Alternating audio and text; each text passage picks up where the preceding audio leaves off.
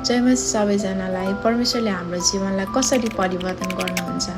परमेश्वरले हाम्रो समस्याहरूलाई कुनै जादु गरेर चाहिँ एकैछिनमा गायब बनाइदिनुहुन्न, तर परिस्थितिहरूसँग जुझ्न र अघि बढ्न हाम्रो दृष्टिकोण भने परिवर्तन गरिदिनुहुन्छ।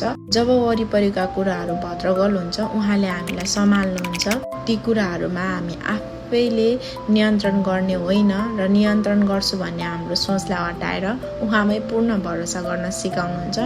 हाम्रो मूल्य र अस्तित्व कुनै सांसारिक सफलतामा छैन।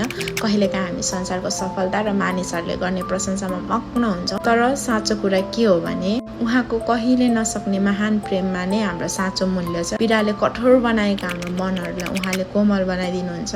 बदला लिने भावना भन्दा अरूलाई क्षमा गर्न सिकाउनुहुन्छ। सबैभन्दा ठुलो चमत्कार भनेको हाम्रो बाहिर परिस्थितिहरू रातारात बदलिनु होइन, तर परमेश्वरको अनुग्रहले हामी आफै भित्रबाट परिवर्तन हुनु हो।